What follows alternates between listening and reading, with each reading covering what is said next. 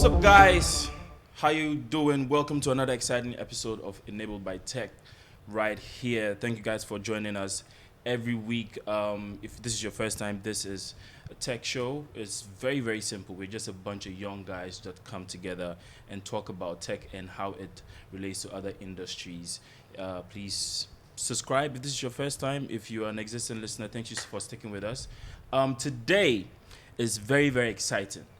We're talking about how tech impacts the entertainment industry. So we're going to talk about everything from copyright to tech in media to how well we can add tech in solving all of our problems in media, from how we can make production easier to how we can enhance training and learning from the people that are already the OGs to the youth and everything in between. My name is Tia, and of course I'm always doing this with my brother. Yeah. Hi guys. The name is Bernard. Bro, how you doing? How's your week been? A bit tough, but that's how life is. Yeah. Exciting week because I love today's guest so much. You guys have no idea. I've been listening to him. The first time I listened to his music, I was in high school. Wow. I'm sorry. I did show age small. Oh no, feel free, Charlie. I was in high school, right? And I dare say he's one of the reasons why I got really interested in the Ghanaian entertainment space, because I was a big hip hop head, and then knowing that he rapped, he understood music, from behind the scenes to in front of the camera, in front of the microphone, and now he's transitioned into being an incredible entrepreneur, and now he's in the media space. He's I don't have you hung your music hat? No. Are we gonna are you gonna pull a Kendrick Lamar and drop a surprise album? Most likely. Most likely. So there is music in the works. Yeah. Like I never stopped working. I just stopped putting out. And I mean, those who are close to me have heard a lot of music. So I just was in a headspace where I wanted to focus on other things for a while. Right.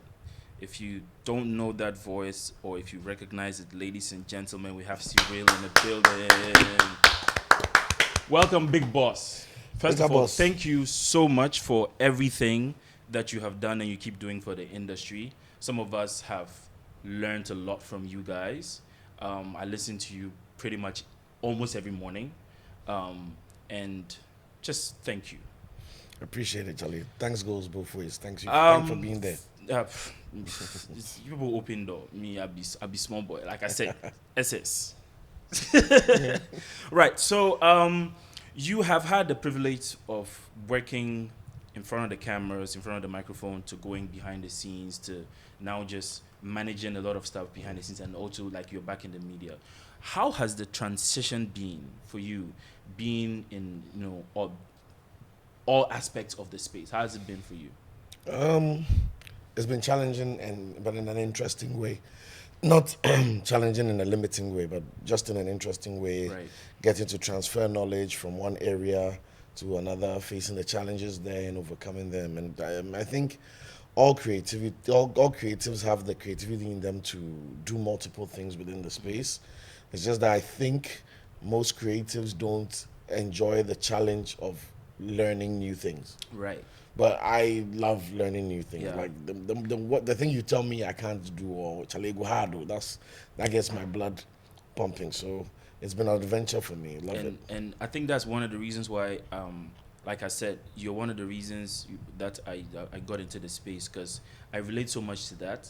Because I knew, like, you produced a bunch of the stuff that you were rapping on. Yeah. And you did the marketing yourself. You did a lot of the promotion yourself, in as much as you're collaborating with a bunch of people like, Jay Foley back in the day. Yeah. And I'm the kind that if you move to me and I see that you're doing something new and I don't know how to do it, I get worried. Even if I'm able to learn just 10% of it, it empowers me. Absolutely. So that is very, very important, especially now that we live in this age where tech is pretty much running everything. Everything, yeah. AI is added to. I saw the Google Chrome update the other day, and now added AI models to it. So Yeah. even your Yeah. downloads That's Yeah. the Gemini. have been exactly. How would you say tech impacted how you directed your career and how you, I mean, from evolving from microphone to microphone, basically rapping to radio now? I don't think tech is a destination. I see tech as a tool. So if it's time management, if it's learning, if it's production, if it's whatever, I think knowing what technology, hardware, software enables your pursuits, especially as a creative entrepreneur, is key, because there's a tool for everything. Right. There is a tool for everything. Whatever you want to be as a creative, apart besides trying to be Picasso, there's a tool. But for even with everything. that, even with that, even now with that, AI. even with that, one of my guilty pleasures these days is watching reruns of Shark Tank. And there was this guy that basically created a device that it's like a, remember how the pinhole camera used to work? Yeah. But it basically picks the image and then converts it into vectors, and then it projects it onto a sheet, and then you trace it out. So you can Yeah, I've be seen that. Leonardo. You can be, Yeah, you can be, yeah, I've you seen can be, that. It's, be Da it's Vinci, quite, you can it's be quite, anybody. it's quite innovative. Yeah. I mean, like I said, it's a tool. Elon Musk is not a scientist, but he's got the tools Right. that technology has enabled him to go to space. Mm-hmm. He's got the tools to run a social media platform. Mm-hmm. He's now going to be in the government. Yeah. It's just about using the tools. It's Right. like you give a hammer to somebody, Mm-hmm. they will keep looking for nails. Exactly. Yeah. But you give it to somebody else, they find something else to do with it. So I've been a techie, I've been a geek for long, like, you know, from way back, from floppy disk era. Do you, Like, do, you, do you remember? Do you remember your very first exposure to tech? What was the first thing you were very much keen into? I think my very first exposure to tech was I got a gift, remote controlled car, which was RF frequency. You know, the little ones. Yeah. And in a few seconds, I had dismantled it. You know, like typical kid, they give me the gift, everybody's happy, go and play. And then, you know, the place is silent. Where's Sarah? Where's Sarah? By the time they came, autopsy. Torn it apart. I've torn it apart because I was more inquisitive about how It works, it works than Yes. what it's doing. and if I can replicate it, Exactly. yeah. And that energy led me to being a self-taught geek, techie, whatever, blah blah blah. So I'm like, if you know me, you know I'm a techie. Like I'm a bad techie. Like Yeah. I love tech. Like Yeah. you know. so it's for me. Tech has always been a part. It's probably the most unspoken part of me. Right. If you're close to me, you'll know I'm a You techie. would know, right. But you're not gonna come on my profiles or anything, see me doing any unboxings or whatever, blah blah blah. I also like a lot of first to market tech because I commit to brand journeys. Right. So I've been an Android user for as long as possible. There's some iPhone in my pocket somewhere, but forget it. So now we know, for you, Yeah. Android is winning. Android is better. Yes. iPhone is better marketed. So Thank it depends on who you. Thank so- you. Well, So what you want to be? I don't You- know. It's debatable. It's not debatable. So what you there are think facts. Apple There are is? facts.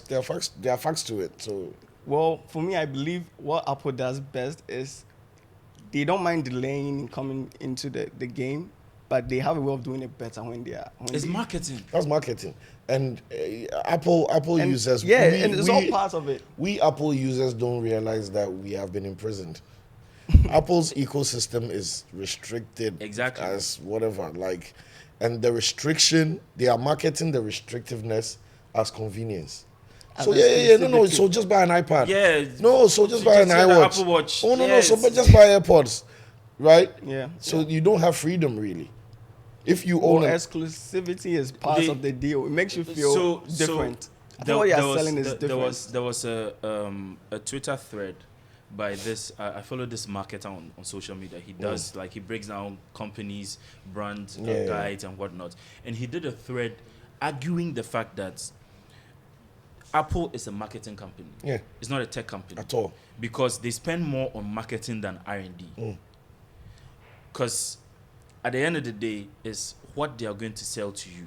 They're selling an experience. Yeah. Yes. They're selling a And they are good lifestyle. at it. They are very good They're at not it. selling the tech. Yeah. So even if you look at the communication with their Samsung will probably say This is how it works. It's functional, blah, it's- blah, blah. this is the size of the screen.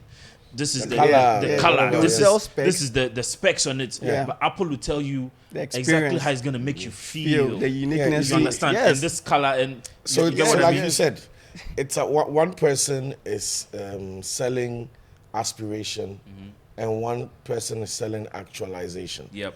Android is telling you that you are there. Here's the power. Play God. Right? And Apple is telling you that, what if there's more than God? do you get what I'm saying? What if? Because if you watch an Apple commercial, half the things people are doing in those commercials, the random iPhone user is not doing That that. is exactly. It's like you're in the commercial, the guy's this thing is connected to that, he's doing this, and bro, people get all the MacBook. You They don't do it. You go on Chrome and go and browse YouTube. Bro, But you they are better at marketing than Android. Okay. it's It's a so marketing it's a company. marketing. It's a marketing company. It's a marketing company, Yeah. and they are Apple's marketing. Yeah. Yeah, Chef's they are the kiss. best, honestly. Perfect. Yeah. If Samsung or any of these other Android brands The had same the marketing team and budget of Apple, Apple, will probably do Apple better. would be dead, because there's nothing you can do with your iPhone that you can't do with an Android. But they've created the perception in people's mind that you have to be a geek or a nerd to Yeah. use an Android. Tell Android if you go inside them. No. If you not go inside, the same way you scroll top down and get your Bluetooth and all your, notifications it's the same way. Same thing. Every app, Same thing. 99.9% of the apps you can open on your iPhone. I have it on my Android, and some are even more stable. Yeah. But they close you off and tell you it's security. Yeah. They close you off and tell you it's an ecosystem. Right? When I get home, my phone connects to everything, and my phone doesn't care what brand the other device is. That's right. But It connects to a Huawei cares. Bluetooth. Yeah. It connects to it connects to everything, and it works. But Apple, if your house is not listed in Apple products, Or with us. Some blue. At Sumundi Dev Shop, we build custom software tailored to your needs, scalable, efficient, and designed for growth. Whether you need enterprise applications, management systems, or integrations with third-party platforms, we deliver solutions that work seamlessly. We also specialize in legacy software repairs, performance optimizations, and code-based improvements. Whether it's a simple website or a robust enterprise solution, we are your trusted technology partner. Let's build something great together. Contact us on our website at www.simundidevshop.com. let's I want to get into the streaming world, right? From Spotify to Netflix to Apple TV Yeah. and all of that. How has the tech affected how the entertainment industry operates, especially in outside of the world? Because we used to be so used to physical sales. That's how, because even up to date, I bet there are a bunch of people that are in the creative space that haven't still cracked exactly how to make money off of, online streaming and all of that. How has it affected? And most importantly, has it been good, or has it just hindered our progress? artistically, it has hindered our progress. From a consumerist point, it has been helpful. If you look at all the accessibility, so the biggest challenge that consumers had when it came to entertainment was time. Right. The time it took to produce a film, the time it took you to wait for it to be in theaters, the time it took you to go to the cinema to go and watch or buy the DVD or buy the VHS tape. That time made us more patient to enjoy the creative contents of the entertainment industry. But now Spotify, I think, uploads some million and something songs a day. Yeah. Because technology has cut down production time, upload time, and ease of access to the consumer. So whereas the whole world would be waiting for Eminem to drop an album, which would be a CD, and you'd have to go to your friend's place to listen to the CD. Because you can't access it. Because you yet. can't access it, and blah, blah, blah. So one CD is activated over the course of 6 months. And even 6 months later, somebody hasn't heard the CD yet. So that artistic element of entertainment was sustained. You could be an artist because there was so much of a lifespan for your content.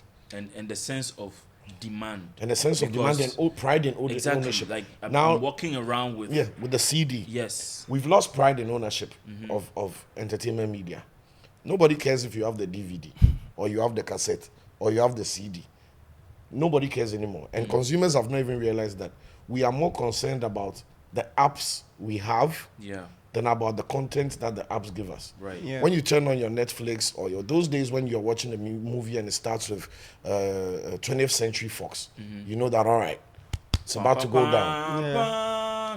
If it's Paramount Pictures, you know that, all right, cool. Right. There's some deep story coming up. Something's coming up.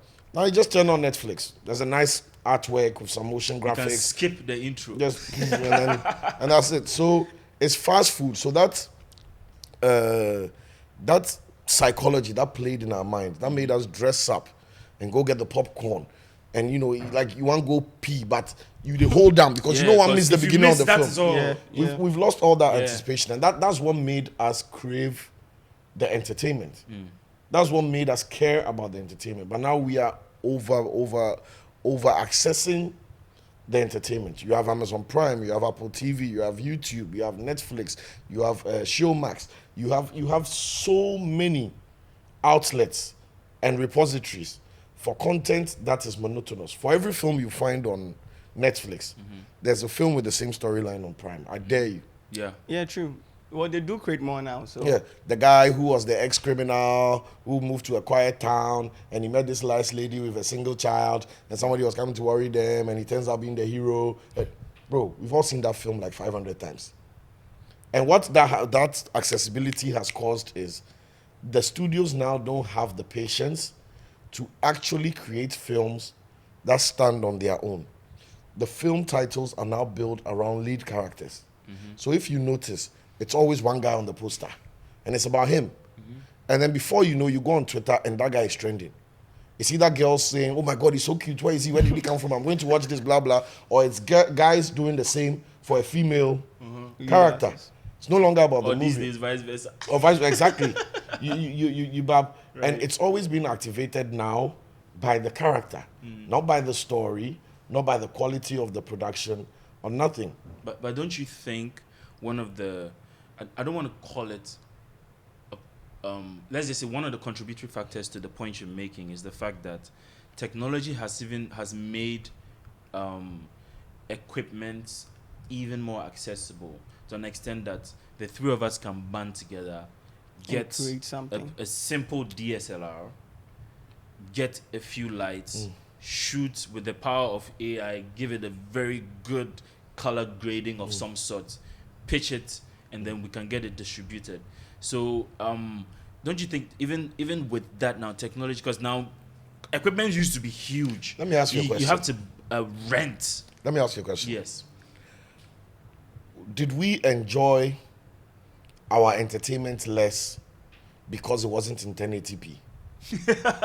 Not at all. Did we enjoy our entertainment less because it wasn't in 5.1 surround or 7.1 surround? Yeah, no. So the experience of the art is not hinged on the production quality. Right. That's why we could watch cantata. Yeah. And concert party. And Akan drama. Yeah. And still be entertained. And the choice was limited then. You either watch that. So in this context, you're saying variety isn't the spice of life? No, variety is the spice of life. But if the variety becomes overabundance, then everything loses its value. So you are do you get it? If I put you in a room with every possible food, right? Or even let's say I put 100 meals before you, right? That's why buffets are a scam. You cannot eat everything. Biggest scam. They sell you the aspiration, the idea of everything, but you want to don't. eat, bro. Can't kill yourself just for 300 cedis. Yes, but the human capacity to can't consume is a finite figure. They know you can't eat more than 3 plates. That urge that drove you to be greedy, to think that if you pay 300, you are going to shut down this kitchen. You no go fit. That's the same psychology they are using with this. Just for $9.99, get Netflix. Yeah. Over 5,000 titles a month. You're like, I go watch. How many you they watch? How many? Right. Bro, How if many? you watch one series 2 months, go back previous episode, and they've got you on that treadmill. You're on that hamster wheel, always wanting more, without realizing that you have access to more, but your rate of consumption is limited to you being human. But from the creator's point, don't you think, especially with like on-demand content now and the rise of streaming platforms, it's helped curb the piracy issue? Because back in the day, you would go to a video shop and half of the titles that are on the shelves are not directly from the distributors. Yeah. You And go- you could have exactly. 20 in one CDs. Yeah, You that buy was it- those are third world problems. Those we are talking about India and Africa, or some parts of Asia and Africa. No, but But that's still in- lost. in- It's still like, lost in revenue. You, to Let the me- companies. you have people in Bro. in Brooklyn They selling are- pirated bro, CDs out in still, their They trunks. arrested the EPL, the Premier League, opened up a case against some England boy. Just a couple of weeks ago, he was arrested for selling cracked fire sticks. Right. Right? We all know where to get cracked fire sticks. Yes, we all do. Right? Yeah. We all know we all know where to send somebody 200 CDs and get Netflix subscription. So some of us The access- might actually know how to crack a fire stick. The accessibility that comes with, oh, here you can watch everything, also comes with, here we can hack everything. Right? And there's no way to ascertain that it's, or to conclude that it was easier to pirate when it was a physical CD. And you have to buy stacks of empty CD, buy a burner, burn one CD at a time. By the time they reproduce 1,000 copies of the effort needed to reproduce 1,000 copies of your album, compared to me just redirecting my domain to a one-time download link. Do you know how many people download your album in a day? That the illegal downloads of your album in a day would probably be equivalent of 6 months sales of With CDs. CD banning and stuff. Right? But they don't want to communicate that because that would be shooting themselves in the foot because they've positioned technology as the savior of everything. Right? But as I'm here now, why do I need to watch Netflix on my phone? These are not things that we need. At no point did humanity think, when I'm going about my day, I really want to watch series. We've lost focus, or we didn't realize how much marketing and advertising and consumer psychology have been weaponized to drive us into a consumerist mindset. We want everything. That's what trends are about. That nobody wants to wake up and go and be dancing on TikTok, bro. But they've weaponized FOMO. So everybody wants to do it because psychologically you feel like if I'm not doing it, I'm not part of what's I don't happening in belong. the world. Yeah. But who got in it, apart from dance god learning people who dance for a living, right? Apart from the vanity and the dopamine of, hey, you fine, oh, hey, you did dance, so love emoji, funny emoji. Apart from all that dopamine that keeps hitting your brain, what are you getting from this? But thank you for even I want us to segue into influencers and like creators in general. And do you think, especially from this side, are we utilizing the current extent of global reach with our content creation and distribution and all of that? Ghanaian creators are not targeting the global market. That goes to say. That goes without saying. Our people rarely target the international audience. It's all about Ghana. It's a Ghanaian podcast. You see, when you watch a podcast from anywhere else in the world, they don't limit themselves by defining it on their geography. Exactly. You get what I'm saying? If it's enabled by tech, it's enabled by tech. Forget where you are. The conversation is what matters. Right. Yeah. The character of the host is what matters. The quality of the guest is what matters. That's why we can watch foreign podcasts because we don't care whether it was shot in Canada, in London, in Russia. The value of the podcast is what the first foot they put forward. But we create everything and put our identity forward because we want to make a point within our geography. It's okay to have a podcast that is produced in Ghana, but your number one viewership is in Paris. It's okay. It's okay. Yeah. Let's say only 2 people in Ghana stream your podcast, Yeah. but 2 million people stream you in Europe. Yeah. You still won. But our people don't like that mindset. He wants to be a champion A local But champion. in Ghana. Bernard, why do you think that is? I was just about to ask the same question because I would. But have you noticed that? For a few creators I've seen on TikTok, some do announce that if you're not Ghanaian, scroll. This is for this segregated group. This is for that segregated group. I've seen that on some content creators. Because it's an pages. easy get. Right. So would you say the way out of that would be to take that intro out and bring a new standard or a new some way of introducing it as this is a global thing and I'm here for the value of what I'm sharing and not just the people I'm trying to reach? Analog broadcast and analog distribution. When I say analog distribution of cassettes and solid media, tangible media, used to have geographic limitations and even consequences to regional distribution. So there were DVDs that back in the day that if your DVD player was a European region DVD player and you got a Canadian or a Japanese DVD and you play, you no go play. Yeah. You go tell you DVD region error or something. I don't know, you can Google it. Never saw it. So I did some research on that actually, and I think one of the reasons was the regional The copyright, cultural yeah. barriers. Yeah. Because for instance, there are certain movies that certain lines will be changed in China. Yeah. Exactly. Because it's maybe they use a particular word that is Might terrible be in offensive. the Yeah. Chinese, so Yeah. they code it for the Chinese decoders to Yeah. be able Yeah. to Yeah, access. exactly. So that was one of the reasons So that happened. soft encryption, you have low key stuff, and that was a mindset based on what the situation was with the physical media. When we transitioned to digital media, we also lost our borders. But a lot of Ghanaian creators still create with a border in their mind. So he's producing a podcast in Spintex. He's not producing a podcast thinking that he's about to sell this to somebody in Germany. Yeah. And that's where the error begins. Yeah. So, So is from- it- So he is it starts his change in podcast. mindset? Hey, what's up, my people? Charlie GH hot these days, oh. Wrong. All right.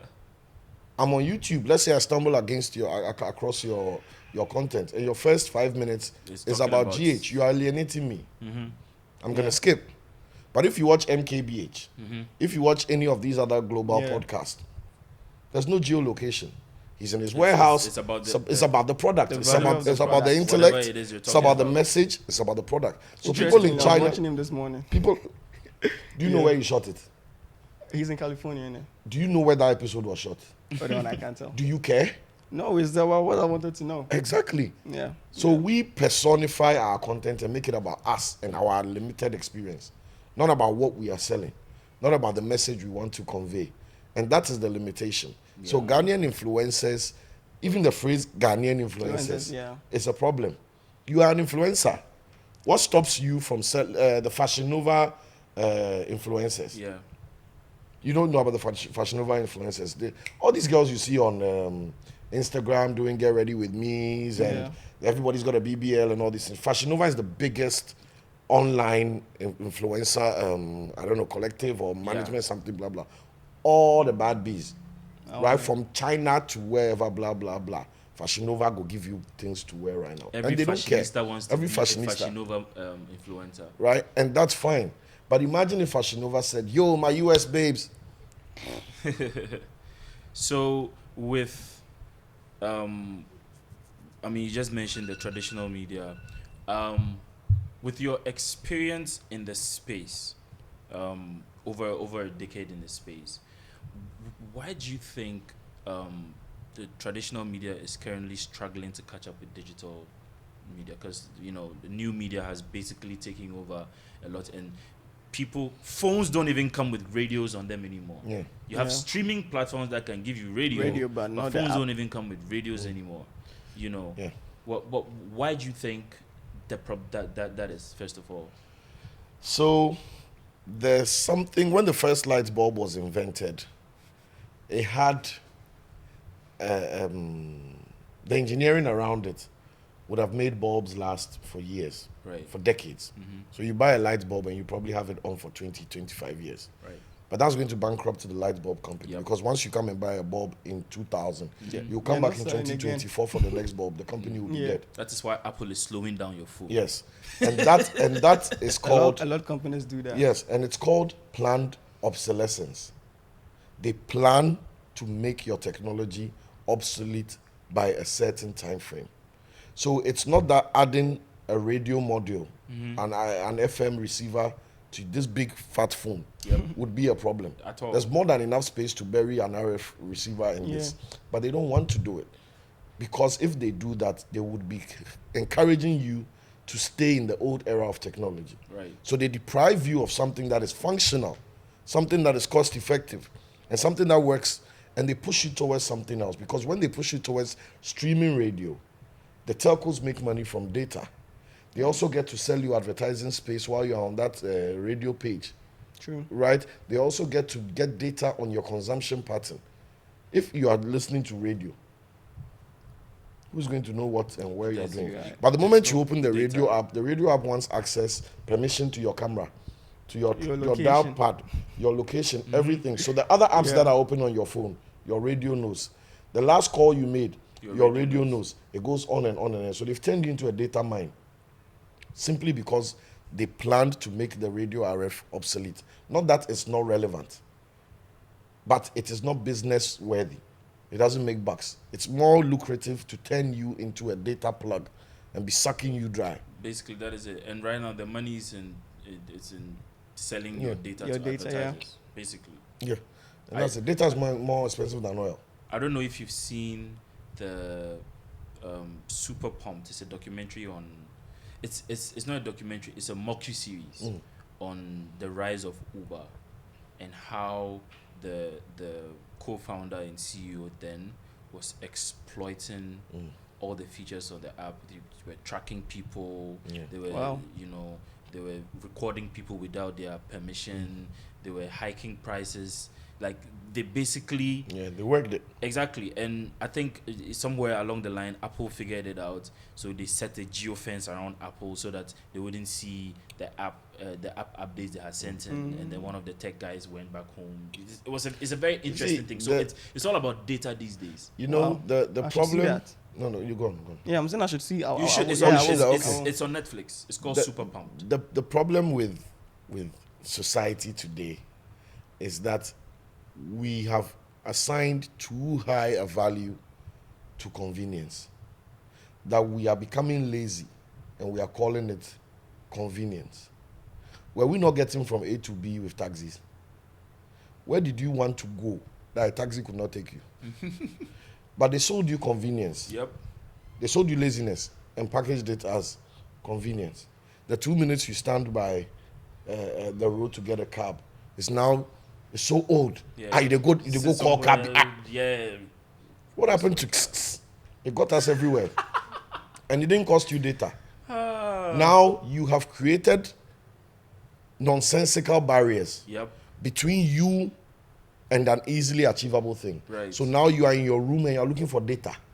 If your data is out, you have to spend money to bundle data to operate an app that will call you a cab. Whereas you could have just dressed and walked to the junction and sat in a taxi. Well, but that is the convenience with technology. That's laziness, bro. You see, it's not convenience. Convenience, right, is to take something that is a toil and ease it. But to take something that was never a toil, right, and then make it redundant and replace it with something that is convoluted and far more complex. That is not convenience. That's manipulation. All right. So, for example, I'm going to share this example.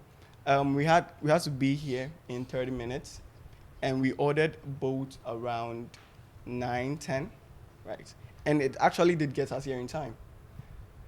I don't think going by the traditional way of me and my friends all walking to the lorry station or whatever to get a cab and a light and walk to the next station to get a car here would have still gotten us in like the 15 minutes, 20 minutes we wanted to get here.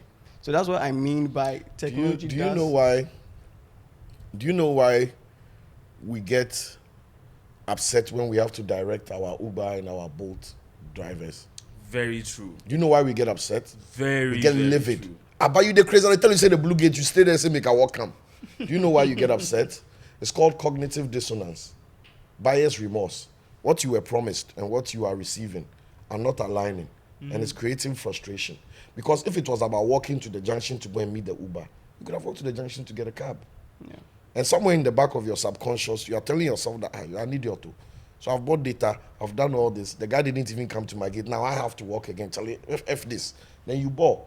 But because you don't want to be archaic, you take your anger and still go and sit in this app that promised you, in this cab, that promised you a seamless convenience, but didn't deliver that. And you don't even realize. The Uber, the boat you ordered here, did it come to your doorstep? Let's be honest, did it come to your doorstep where you were, or you had to do some prelims with it? It actually did come to our doorstep. It came to your That's doorstep. what I'm How saying. how often does that work? We all take Uber, Yes. Bolt, whatever. So How often does that work? With example with boat, any difficulty I believe boat you would have in using boat is limited to the location you're in. Say if I'm in a very very easily accessible place in Accra, and I order boat. You are giving conditionalities to justify the inefficiency of a technology That's what that I'm promised saying. you. It's not based No, on the app. no, that's not your It's- problem. it's the That's not location your I was in. that's not your problem. Where you live, right, should not define the quality of the solution that the software has promised you. The software sold you a mandate that stay indoors while you are getting ready, wearing your sneakers, order your car. By the And time when you it lace your arrives, boots, it will wait for 5 you minutes. wait for 5 minutes. That's what you were sold. Don't now make it your area's fault why the app is inefficient. When these ride-hailing apps came, who was the biggest conflict they met? The traditional organization. The traditional ones. Why didn't they just onboard the traditional taxis and train them and get them? Have you ever asked yourself that? I have, but then I'd like you to give me an answer to that. Because there was no way to mine data out of them. Because How so? you would not have the power, you would not be in control. You would have been providing an auxiliary service to an existing infrastructure. You would not have been in control of the service. Uber, Bolt, Lyft, whatever, would not have been in control of it. They would have been a supporting, they would have been optional. And they don't want to be that. Because if the taxi driver is already making ends meet and going about and getting people from A to B, whether he wants to use the app or or not, whether he's he gonna wants make to his be at money. the station, now becomes a choice. And they can't have that. And Right. even to add to that, there's a cost factor because then they have to train these people, and a lot Exactly. of taxi drivers Yeah. are, to a very large extent, illiterate. So even their target market of people they want to join as ride Riders. partners, as they Was call not them, to. should be people that one can at least read and write. Yeah. Because you should be able to read your person's name, you'll be able to look at the map and navigate locate, to them. be polite, Imagine customer service. your 60, 70-year-old uncle who is still driving a taxi. Now you go teach him how to download Google Maps. Wasn't Do functional, you understand what wasn't I mean? Yeah. You understand? To some extent. Technology, like I said, technology should not make the thing harder than it was. Technology should not give the thing more loopholes or risk factors than it was. When I wanted a taxi, it wasn't about my data connection. It wasn't about the storage space on my phone. It wasn't about if my phone is charged. It wasn't about if I'm paying with card or if I'm paying with Momo or if I'm paying with cash. None of these things existed when I wanted a taxi. But now these are hurdles that exist before you get an Uber. If your data is crap, it will affect your location services, right? If the guy doesn't want to take e-cash, it will affect your ride experience, right? Yeah. And a bunch of the things that they promised you, you don't experience. You take air condition on the app. You get there, the guy will tell you, say, "Yes, I say you, and I never will happen." So but guess what? Cognitive dissonance. You're already sitting there. You don't want to look like a fool. So, There's really and then nothing you can put it, do you, about you shelve it away.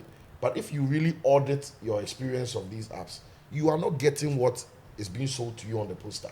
And the truth is, when you had to walk to the junction to get a taxi, you knew it's going to take me this amount of time. It's going to take me this amount of time. And you had an so idea you, of cost.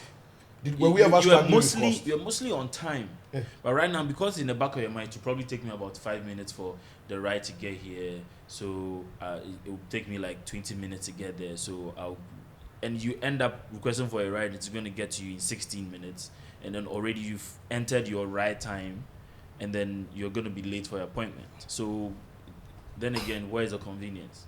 Mm. We don't audit our Yeah.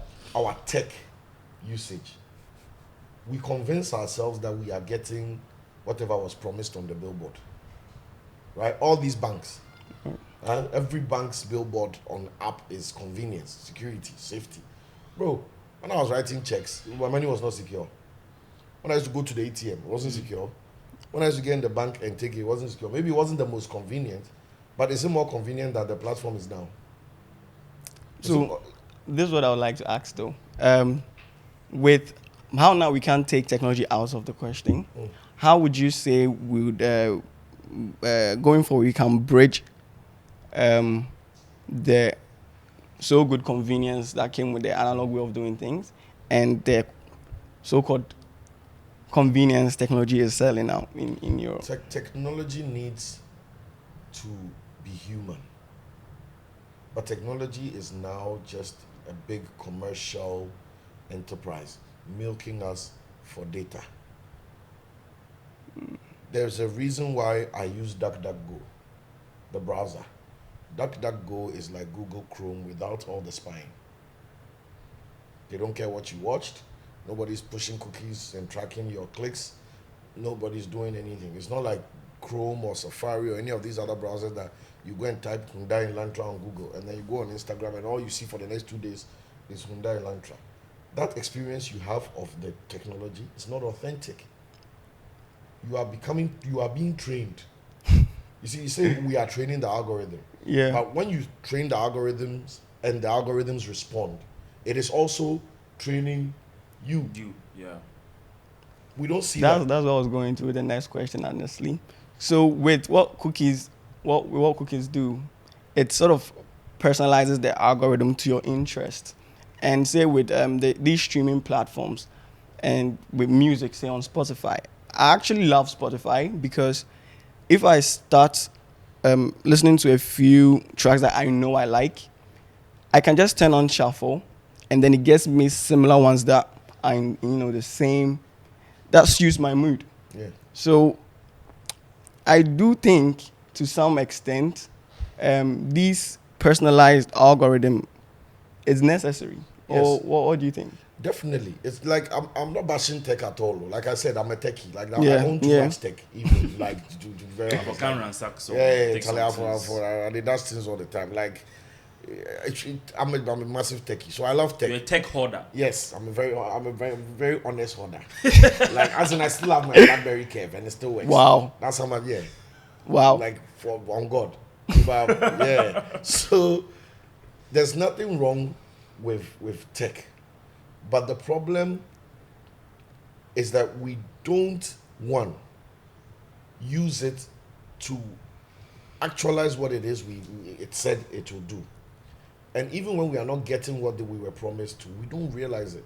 What Spotify or whatever Apple Music is doing for you, right? It is encouraging habit-forming behaviors. Okay? So where you would trust the human experience of a DJ or of a radio show host or of your mood, right? You are now trusting the algorithm to know that it's Saturday. For the last 6 Saturdays, between 9 and 11, he listens to dancehall. When you turn on Spotify, what cover ad do you think he's going to give you? A dancehall cover ad. Yes, and that is habit forming. That is not you making a preference. That is a sequence of behaviors that have been pinged, that Saturdays 9 to 11 dancehall. It has pinged so much that the algorithm has learned that within this time frame, there's a 75% plus possibility that he wants dancehall. And you think it's convenient, right? But it is building the habit. That's why kids get addicted to tech. Kids don't have the discernment or the maturity to say, Charlie, today I'm not going to listen dancehall. So when you put them in front of Coco Melon or Peppa Pig, they are zombies. Because their brains have not formed to the point where they can discern and say, nah, Charlie, this thing self child too much, make her do this. So the moment you have a rowdy house and you turn off Peppa Pig, Zombies. everybody just I like how they remember that. You understand? Oh, I'm not getting this. So I know, so- every now and then, the zombie them. Yeah, Charlie, they they try like, Indeed, It's you like say a magnet. you can be productive. yeah. And what happens when you turn it off? Rage. Immediate, some form of rage. If they are crying, it's rage. If they are throwing tantrums, it's rage. It's the same rage that builds up in us as a result of anxiety when your phone battery they die. Imagine if your phone day on for 2 hours. Maybe you don't get call, you don't get any important thing. And your phone has been idle. Like since I came here, my phone has not rang. I've not had any important call. But the fact that I know it's on, right? Okay. The prospect of maybe, possibly getting an important notification call. or an important call or an important message is keeping me anxious and making me happy that my phone is off. And even though I have not had any important interaction on my phone in the last 2 hours, if my phone dies now, immediately I feel anxiety. Shall you get power bank? You don't get cable. Oh, you for try charge down for me. That's junky behavior. Because the phone has put you in a habit forming cycle. And the moment that habit is broken, you are in a withdrawal phase. So you now start acting like a junkie. Right? That's So why people wait. walk to strangers and say, Charlie, I beg you, I'll be Charlie. I know say you did a shop. You go fit charge my phone small for me. You wouldn't go to that guy and ask him for a fork. If you were hungry and you had food and you needed a spoon, you would not go to the random shop and say, Charlie, you go fit rinse some fork for me to this thing. Even when people are thirsty, they shy to go into a random place and say, Charlie, I beg you, go fit give me water to drink. But you go ask for charger. You go ask for charger. You Yeah. put your shame, your embarrassment, everything to the outside, park your nice car, and go to a random shop, charger. So how do we break these these habits? Because I had that same issue. Remember when there used to be Twitter jail? Mm-hmm. You go Twitter and then you go Then jail. they knock you. I they enter And Twitter gang, jail pass. gang anxiety. Yeah, And you forget because- some banner because account. I was always on my phone. So one of the things I did was I decided to do, I challenged myself to use a yam for 6 months. Yeah, so I put away a smartphone. I think this was probably like maybe 2015. Why do you think you felt relief? I don't know, but I know you felt relief. Why do you think you felt relief? Because now, and people have this issue with me right now, because they go call, tell me, say, I send you something for Instagram, and because my IG notifications are off, I don't Everything care. is, yeah. Like, it was a very good detoxing for me. I actually went a whole year without a smartphone. I did 6 months, and then I was like, oh, I can, it's not that bad. The first couple of months, I would collect my padding phone, log in, do something. Then it went on, and then I reached, I clocked 6 months. I was like, wait, I can do 8 months. I can do 9, and then I ended up doing 12 months. And then when I got back onto smartphones, Your usage got better. I can be there and not touch or think about my phone for hours, and I'll probably even forget that it exists. And sometimes it goes against me to some extent, It's because fine. you go try reach me, or you've left me a message, it's fine. and I'm cool with it, because that's dependency on the smartphone and social media can get so intoxicating that there's so much anxiety and depression that comes around it, because when you can access a particular thing. So, I mean, are there any other ways? I mean, the two of you can drop in any points. Are there any other ways that we can break some of these habits? Do you know the experiment of classical conditioning of Ivan Pavlov and his dogs, and the salivation? There was a clinical psychologist, behavioral psychologist, sorry, Ivan Pavlov. And Pavlov's dogs, he had the dogs, and every time before he'd feed the dogs, he'd ring a bell. Ging, ging, ging, ging, ging, ging, ging, ging, then give them a piece of food. Ging, ging, ging, ging, ging. It got to a point that now the dogs would salivate Just by hearing the sound. There's a reason why Pavlov didn't use visual imagery. There's a reason why he didn't use language, because language needs processing. Right? There's a reason why he didn't use feeling, touch, because touch can be interpreted in different ways, yeah. Subconsciously, we either oversensitize or desensitize how we feel to touch. When you're in a nightclub, you don't have a problem with people rubbing against you. But if you're in a banking hall and somebody gets too close, like Charlie. Like go feed the nightclub with 15 people there around you, know if you even move your hand, but you be cool. Because we're able to regulate that. Our ears our oral receptors are the only senses we can't turn off. You can close your eyes. You can even stop your breathing. You can shut your mouth.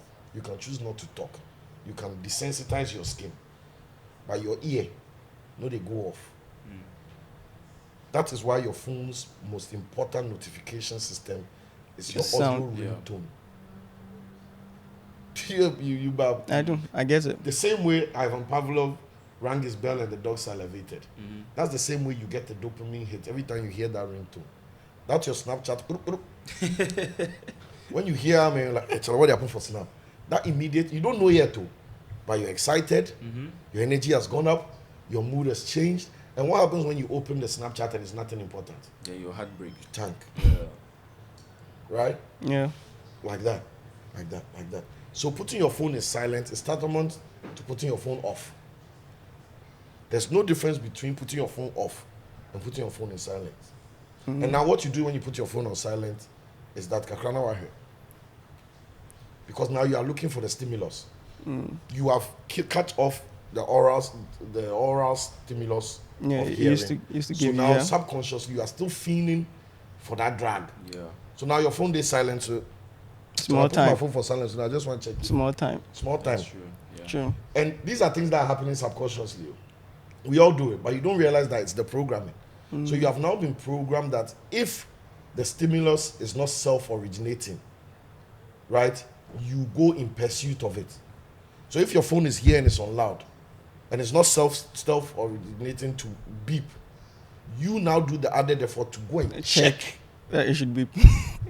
But so we would all agree that though there are benefits to technology, there has to be some form of control. Yeah.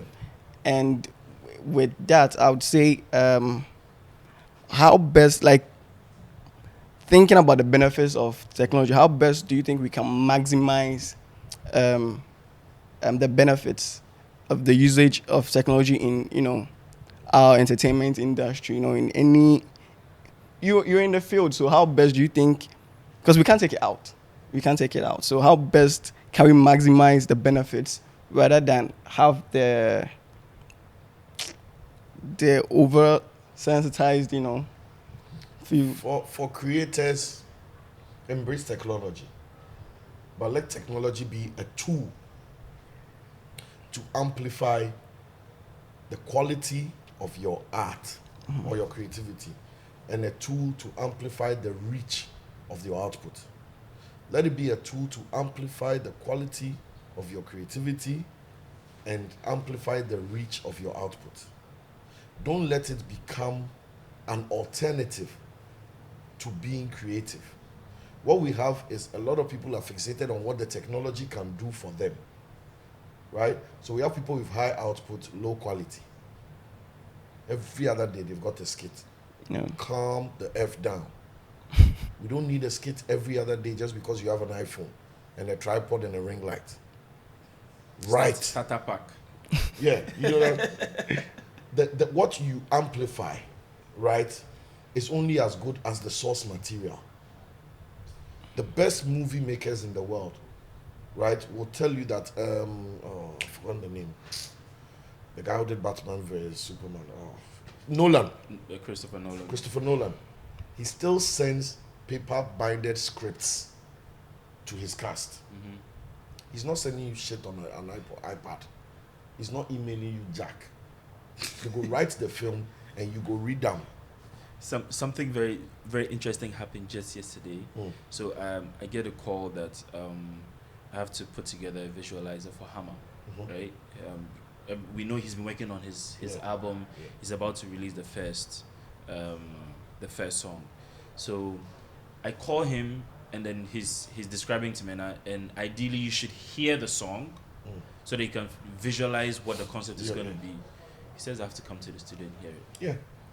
Yeah, So because I have to go all the way. if you've ever been in a studio, you know that there's no earbud or headphone or Bluetooth speaker that is going to emulate the processing power of a proper studio setup. So that actually brings me to trust in like the industry, right?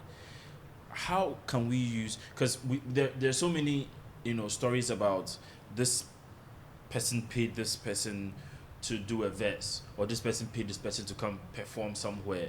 There's some sort of contractual obligation that has been set between two parties, most of the time not written, and something happens and it becomes hey this, hey that. How can we use technology to solve this issue? Maybe some sort of platform that serves as like a middleman, that this party injects in here, the platform creates whatever agreement is going to be, it comes out here, and then what do you think? If I created a perfect sports car and I gave it to somebody who didn't know how to drive, what do you think the outcome would be? Oh, you would take enter something Yeah. right now. So again, back to human capacity In education, in education. right? Like I said, technology is the tool, but the person operating the tool is what is most important, right? That's why Yeah. somebody has the same laptop and use it to build Facebook. Yeah. Somebody had a laptop better than Mark Zuckerberg's laptop and, was And watch watching movies. porno. You understand? Facts. Yeah, facts. Somebody facts. had a laptop and said, I want to build Twitter. Another person had a laptop and was trying to scam people. It is not about the capability or the capacity of the hardware or software. By the user. It is about the infinite potential of the human mind. So if you are an artist and you surround yourself with the right people, knowledgeable, disciplined, hardworking, initiative-driven, people who are updated in the world, you will have this problem. You might not even know the contract that they've signed with the feature. It will just get done. Because these are problems that we hear in places where the quality of entertainment business is on the low. I've never heard anybody coming to shout that they went to Mariah Carey for a verse and she took their money and she didn't do it. And then on their Michiana. I've not heard it before. Mm-hmm. Right? Jay-Z has come to say many times that if he wants to do a verse for you, he'll do a verse for you. Snoop the other day says he collects $250,000 for a verse, but he's met people who he just wanted to mess with and really liked their vibe. And he did a verse for free and went home. Yeah. Right? It's not about the technology. The technology is only as good as the person operating the tech, the user.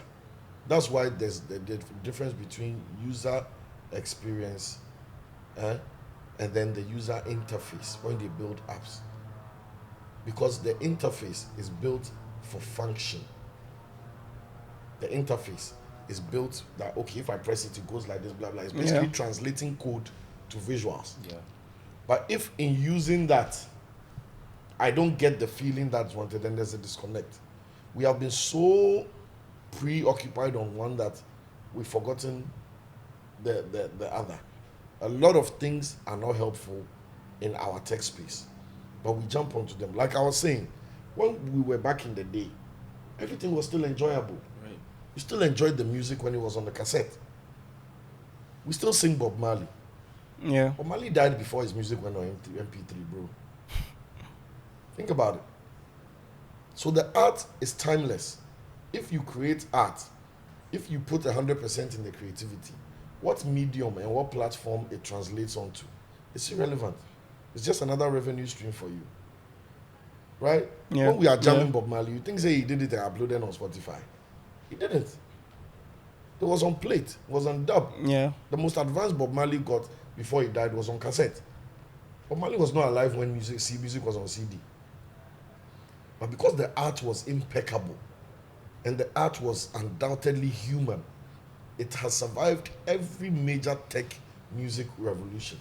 From iPods to Microsoft Zune to what to WMA format to MP3 format to AIFF format. Every music format you go get Bob Marley play, because the music of Bob Marley is Was near timeless. close to the gospel or the word of the Lord.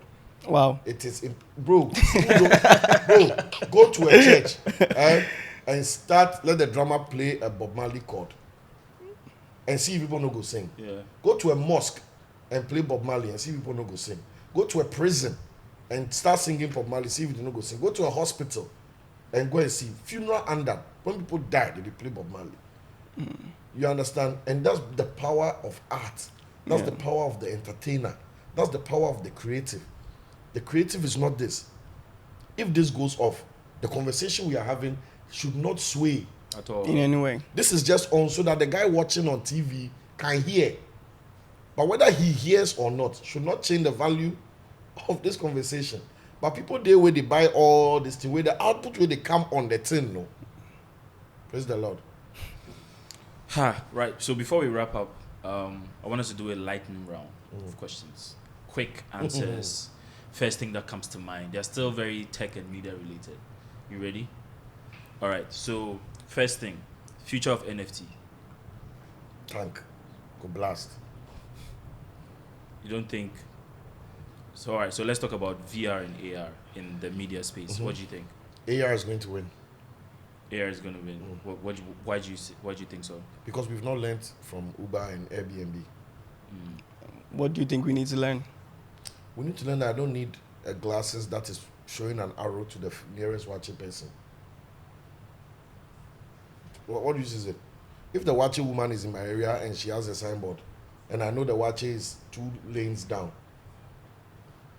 You see, we used to have cognitive maps when we were kids.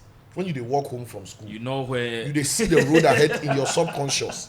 You didn't know say if I pass Mr. Usu in there around this time, the dog go there. Your brain was working. The more you rely on all this tech nonsense, the less your brain works. Why do I need to wear glasses that will now be whispering to me, take a left? So how, I know the way to my house. but how is AR different from that though? AR, if AR was for the physically challenged, if AR was for purely tourist purposes, that maybe I land in China, so I can take a solo trip. Thanks to my AR goggles, when I land in China now, I've already put my preferences. Welcome to China. What do you want to do? I want to see some tourist sites. I want to try some Chinese cuisine. I want to go to a spa. I want to do this, blah, blah, blah. Then AR translates that human desire into achievability. So the same way I would need a Chinese tour guide, it's now here. That's function. But I go they leave Sakumono. They are the way AR goggles to locate things and navigate Sakumono. Dambo. Check. You vex the camera. But if you don't know Sakumono, bro, you vex the you camera. see what is the difference? The only difference between Right now, again, we finished the blitz and we begin. the lightning round 10 to Fire your lights. back on track. most valuable tech you own.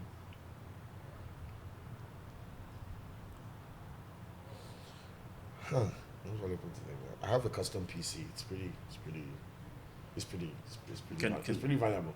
Estimated value. Do I want to say this? Yes. We like to hear it. We really want to.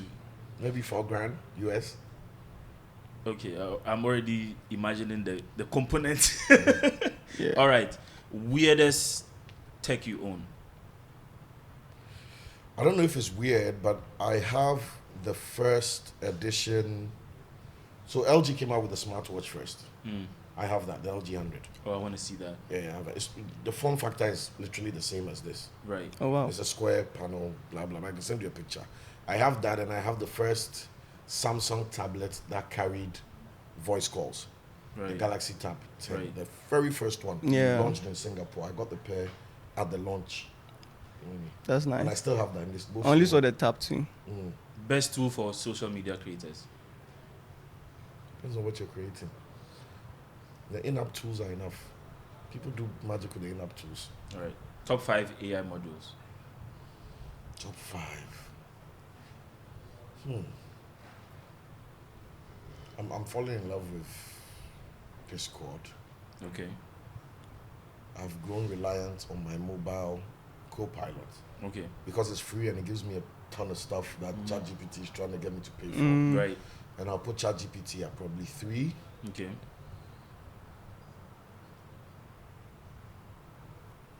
I've started using the Gemini Okay. for organizing business also. They forced Gemini into my inbox.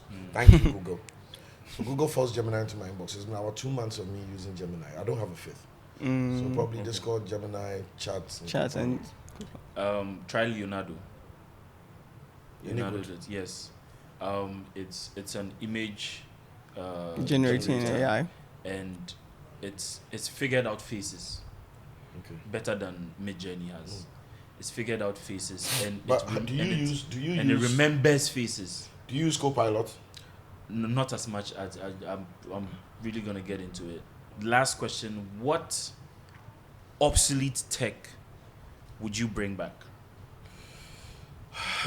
Obsolete tech. It can be 2 or 3 because knowing how much you love Yeah. technology, I feel like asking you to give me one is a punishment. I would not say it's obsolete, but I'd say we don't like it anymore. It still exists, but I really like modular sound systems. We used Okay. to call them PCs. Mhm. Remember? Mhm. There used to be an amplifier. Yes, radio then tuner, you and add then the cassette. equalizer. I love those. Then yeah, And what that did was that each unit was independently powered. yeah, So if you get proper pieces, the way they play, right. now they bring you some small thing. Everything there With is one logic board, one small processor and everything, Right. and then they write a bunch of English on it. You don't go get nothing like pieces, my brother. So The clarity of sound. Yes, so it's the analog, the feeling of the tech by your hand. It's very, very okay. Do you have another, or that's just it? Yeah, I think that's just about it.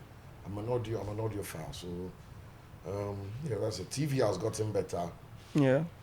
TV has died, but visual viewing has gotten better. They're basically monitors now. Yeah, because exactly. Okay, so It's basically monitors. I know I said that was the last question. As a musician, what current technology are you very appreciative of in the music creation process? Sound manipulating AI. Right. So I know everybody has the Adobe podcast Mm. these days, cleaning up audio and all that. But when you go on the paid packages, some of the stuff is insane. Yesterday I sang a song, and I sound like Asha. Do you understand? Yo, where AI is going now with me, have you snap seen the and close Coca-Cola ad that was made entirely out of AI? Yeah. Man. Yeah. I mean, look, it's good and it's bad. Yeah. It's But then you everything see in what- between. but you know the problem with the notebook LM. Yeah. When you read, Mm-hmm. right, 3 parts of your body work. Mm-hmm.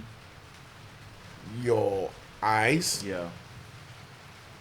your mind, Yeah. and your subconscious, your active mind. So we have 2 types of consciousness. We have spotlight consciousness and we have floodlight Yeah. consciousness. Spotlight consciousness is what you choose to focus on. Yep. Floodlight is the consciousness that's beating your heart, Mm-hmm. Yeah. pumping your lungs, Yep. moving your legs when you are walking so that you are not thinking 1, 2, 3, Yeah. 4. Breathing. Yes. When you are reading, you are getting the meaning of the information And understand after it. your brain processes the definition of the words Yeah. and their positioning and the context and the punctuations, right? So if I read that the 3 of them sat on set and discussed tech in various ways, not only am I improving my diction, right? Not only am I creating an imagination of what I'm reading, right? I'm also honing in on other parts of my mind. Of your mind. All our work at the same time. All our work at the same time. That's why reading is one of the first skills they teach children, because it gyms the mind. If you listen to a podcast, again, your oral senses, you are just hearing, right? And you are just being told. You are not processing it. If I tell you the couch is yellow, it's information. It's your choice to whether you want to visualize the couch or not. True. You heard me. But did you think about a couch? But if you read it, the couch was real. What was this couch the other time? Oh, okay. That back and forth that you do with yourself is why no matter what, books are not going to go extinct. Obsolete. Yeah. Let me ask you a question. I do this trick everywhere I go. But let me ask you a question. Right. Blitz question. You answer as fast as you can. First thing that comes to your mind. Okay. What do cows drink? Okay, pause. So all of you who thought milk, which you was just about to say, I was just about to say. Funny enough. the reason why milk came to your Yes, because you mind know. first Yes. is because when your brain works, your mind suggests. It's just like Google. your mind suggests the closest association first before it processes as to whether to validate or invalidate that suggestion. The suggestion. So you went, Yeah, I stopped myself in the track. Yeah. that was you before you thought. Yeah, it won't catch me slipping. Exactly. If you were, the more you read, the less likely you are Yes. to face that. Yes, that's true. Because that's how very the mind true. works. That's very, very, So very true. you are being suggested to when you are listening and all these things, and you are driving, and I'm listening to a lecture while I drive. Great. But if you read that lecture, bro, there's a reason why the professors and whatever still have the pamphlet and they are reading the book. When you exercise that faculty, something amazing happens in the human mind. And we cannot circumvent that for technology. Technology must aid that. Great episode. I've really enjoyed this conversation. Any final words? Something you're up to that you want our listeners and viewers to catch you on? Oh, there'll definitely be a music surprise. So I think that's enough. Do we get an exclusive off air? Oh, you can get an exclusive offer. Yeah, I would tweet them. No problem. Offer exclusive. Yeah, Oh my God! Thank you so much. Thank you. It's been nice. You inspire me so much. You inspire a bunch of people. Your journey has been incredible, and I appreciate you a lot. And thank you for everything that you've done for. Yes. Thank you for having me. Thank you for being I'm waiting for the invite. I need to come and. Oh yeah. I just want to come and see your collection and see the ones I'll leave back to my house with. Yeah. Charlie, I still get my Sega Master System. Be like if I take me go. You get the invite, if I take me go. I go come. Go play 8-bit gaming. Thank you so much for joining us, guys. This has been, Enabled by Tech. Thank you so much for tuning in. If you are a new listener, please subscribe wherever you're listening to, Apple Podcasts, Spotify, or on YouTube, or wherever you're listening to us. My name is Tia. Bernard. And we had the man Cyril with us. Have a great rest of your day. Appreciate you guys.